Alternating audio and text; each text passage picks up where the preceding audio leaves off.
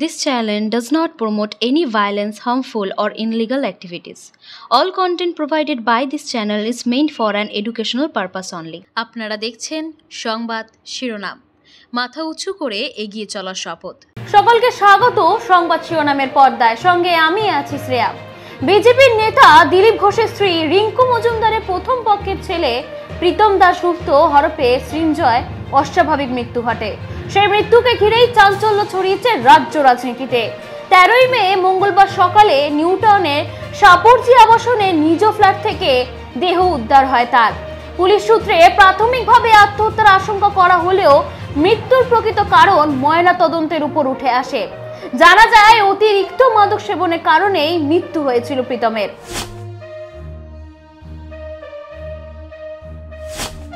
প্রীতমের বয়স মাত্র 26 বছর। নিউটাউনে সাপুরজি আবাসনে একাই থাকতেন। মঙ্গলবার সকালে তার ফ্ল্যাট থেকে অচৈতন্য অবস্থায় উদ্ধার করে বিধাননগর সেবা হাসপাতালে নিয়ে যাওয়া হলে চিকিৎসকরা তাকে মৃত বলে ঘোষণা করেন। পরে দেহ ময়নাতদন্তের জন্য আরজিকর মেডিকেল কলেজ হাসপাতালে পাঠানো হয়।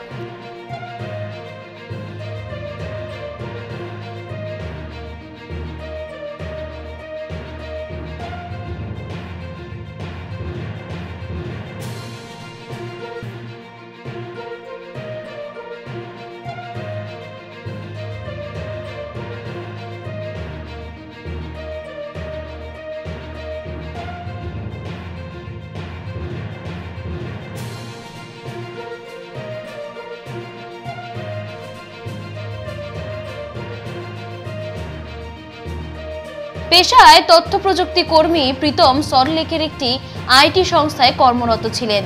গত 18ই এপ্রিল দিলীপ ঘোষ ও রিঙ্কু মজুমদারের বিয়ের সময় তিনি উপস্থিত থাকতে পারেননি, কারণ তিনি পূর্ব নির্ধারিত ছুটিতে বন্ধুদের সঙ্গে বেড়াতে গিয়েছিলেন।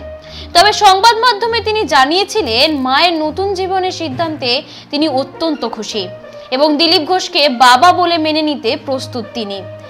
এটা আনফরচুনেটলি আমি কলকাতার বাইরে রয়েছি, কারণ আমি ভ্যাকেশনে এসেছি। অ্যাকচুয়ালি আমার ছুটি হয় না, আমি গুড ফ্রাইডে ছুটি পেয়েছি। তো আমি মানে এমএনসিতে কাজ করি, তো আমি সেই কারণে বাইরে আছি। আমি ভালোই হতো আমি থাকলে, বাট অলরেডি প্ল্যান ছিল আমার। কোনো জল্পনার কারণ নেই। আমি নিজে ব্যক্তিগতভাবে ওখানে প্রেজেন্ট থাকলে আমিও খুব হ্যাপি হতাম, আমার মা খুব হ্যাপি হতো, উনিও হ্যাপি হতো খুব। কিন্তু আমি স্যাডলি নেই, কিন্তু আমার সম্মতি সম্পূর্ণ আছে এই বিষয়টা নিয়ে, এই আর কি। আমি খুবই হ্যাপি, খুবই কন্টেন্ট, আমি খুবই খুশি। আমি এই দিনটার জন্য খুবই খুশি আজকে। আর আমি মায়ের জন্য খুব খুশি যে উনি ফাইনালি সেটেল ডাউন করছেন একজন ভালো মানুষের সাথে। উনি তো সমাজের জন্য, আমার জন্য অনেকগুলো বছর দিয়েছেন। তো এবার ওনার ব্যক্তিগতভাবে ওনার মনে হয়েছে উনি সেটেল ডাউন করবেন। আমি মাকে খুবই সাপোর্ট করে এসেছি এবং ভবিষ্যতেও করবো। হ্যাঁ, ওনার ডিসিশনকে আমি সম্পূর্ণভাবে সমর্থন করি আর আমি খুবই হ্যাপি বিষয়টা নিয়ে। পুলিশ প্রাথমিকভাবে আত্মহত্যার সম্ভাবনা বিবেচনা করলেও মৃত্যুর প্রকৃত কারণ ময়নাতদন্তের পর সামনে আসে। ময়নাতদন্তে উঠে আসে অগ্নাশয় প্রদাহে রক্তক্ষরণের জেরে মৃত্যু হয়েছে প্রতিমের। অগ্নাশয় সহ লিভার এবং কিডনির আকার বড় হয়ে গিয়েছিল, ধমনীর আকার বেড়ে গিয়েছিল, হৃদযন্ত্রের আকার বেড়ে গিয়েছিল। প্রীতমে তার জেরেই আর কি মৃত্যু হয়। তো আমার জানা নেই অতটা। সকালবেলা খবর আসে ওর মা রান্না করছিল, 10টার দিকে হবে বোধহয়। আমরাও বাড়িতে ছিলাম। হঠাৎ ও খবর পেয়ে চিৎকার চেঁচামেচি করে সঙ্গে বেরিয়ে যায় গাড়ি। আমাদের একজন ছেলে ছিল, তাকে সঙ্গে পাঠাই, আমি সঙ্গে যাইটুকু। তারপরে গিয়ে দেখি সায়েন্সলেস, তারপরে হসপিটাল, ডেথ ওখান থেকে ঘোষণা করে। তারপরে বাকি যে সরকারি সিস্টেম আছে, পোস্টমর্টেম আদি হয়। এখন যতক্ষণ না পোস্টমর্টেম রিপোর্ট ডিসক্লোজ হচ্ছে বা আমাদের কাছে আসছে, তখন তো বোঝা যাচ্ছে না কি হয়েছে না হয়েছে।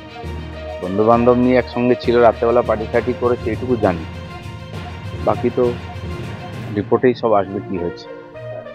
যেহেতু ওর মা যেটা কালকে বলছিল, সেটা হচ্ছে যে আপনার সঙ্গে যখন বৌদি থাকলেন তখনই ও একটু আরো বেশি অযত্নের ইয়েতে পুরো উচ্ছৃঙ্খল, খুব অযত্নে থাকছিল। না না, ওই বন্ধু বান্ধব নিয়ে ছিল তো, 3 জন বন্ধু একসঙ্গে থেকে, একা থাকেনি। ওর মাও গিয়ে থেকে এসছে, চলছিল এরকম। কি ঘটনা হয়েছে, কিন্তু যে প্রবলেমটার কথা বলা হচ্ছে ড্রাগ বা ইত্যাদি, এই প্রবলেম আগের থেকেই ছিল। আমি শুনলাম যে ওর কাউন্সিলিং চলছিল, ওর অফিসে ডাক্তার আছে, চেষ্টা হচ্ছিল ঠিকঠাক করা। আর কি কারণ হতে পারে, হঠাৎই একদিন হয়ে গেল, কেন একা তো ছিল না, দুদিন হয়েছে, বাকিরাও ছিল সঙ্গে, কেন হলো কি হলো সেটা পুলিশ দেখি জিজ্ঞাসাবাদ করেছে, বাকি রিপোর্ট এলে বোঝা যাবে ঘটনাটাকে। একটা তরতাজা যুবক, সব দিক দিয়ে ফিট, সব ভালো, এখন কি চলছিল ভেতরে জানার সময়। আজকে যে আমরা দেখছি যুব সমাজের মধ্যে নেশার যে প্রভাব, তার এটা একটা নমুনা। কতদূর হয়েছে, কি নেশা নিয়েছে কিনা সে তো কিছু বলতেই পারেনি, সে তো আগেই শেষ হয়ে গেছে, কিছু করার সুযোগও ছিল না। আমার মনে হয় আগামী দিনে সেটা বেরোবে, এবং এই ব্যাপারটা একটা বড় শিক্ষা আমাদের সবার জন্য। আজকে আমাদের ছেলেমেয়েরা কোথায় যাচ্ছে, কি করছে, তাকে মানুষ করে দেওয়া মানে খালি পড়াশোনা করিয়ে শিখিয়ে দিলাম, চাকরি পেয়ে গেল, এটাই সব নয়, তারপরে এত বড় রিস্ক থাকছে, এটাই চিন্তার বিষয়। প্রীতমের মৃত্যুকে ঘিরেই চাঞ্চল্য ছড়িয়েছে রাজ্য রাজনীতিতে। প্রীতমের মৃত্যু নিয়ে সাফ জানালো বিজেপির নেতা দিলীপ ঘোষ, আমার পুত্র সুখ হলো না, পুত্র শোক হলো। আর কি বললেন তিনি, শোনাবো। কিছু বুঝে উঠতে পারছি না কি হয়েছে, কেন হয়েছে, পুরোটা একটা মিস্ট্রি হয়ে গেছে। তো যাই হোক, পোস্টমর্টম হবে, রিপোর্ট আসবে, জানা যাবে কি হয়েছে, কেন হলো, এরকম একটা জলজান্ত ছেলে কীভাবে চলে গেল আমাদের ছেড়ে, এর কোনো বলারও কিছু নেই। আর বিশেষ করে ওর মা, যার সব কিছু ছিল, ছেলে সে চলে গেল, এত কষ্ট করে তাকে মানুষ করেছে, সর্বগুণ সম্পন্ন ছেলে, পড়াশোনায় ভালো, দেখতে শুনতে কথাবার্তা, কখনো আমিও সন্দেহ করিনি এরকম হতে পারে। তো যাই হোক, মানে এর তো কোনো ক্ষতিপূরণও হয় না, এর কোনো বর্ণনাও হয় না। আগের থেকে আমার সঙ্গে ছেলের পরিচয় ছিল, তাকে খেলা দেখাতে নিয়ে গেছি, খুবই ভালোবাসতো, আমার একটা তার প্রতি মোহ এসে গেছিল। দুর্ভাগ্য আমার যে মানে পুত্র সুখ হয়নি, পুত্র শোক হলো, কল্পনা করিনি কোনোদিন। দেখছি ছেলে শুয়ে আছে, পাশের ফ্ল্যাটের ছেলে, একটা মহিলা ওর গায়ে তেল মালিশ করছে, ওর সেন্স ফেরানোর চেষ্টা করছে। আচ্ছা, কে কে ছিল ওই সময়, কে কে ছিল দিদি? ওর অফিসের দুজন কলিগ ছিল, একজন রাতে 10টায় এসেছিল, একজন রাতে 3টায় এসেছিল।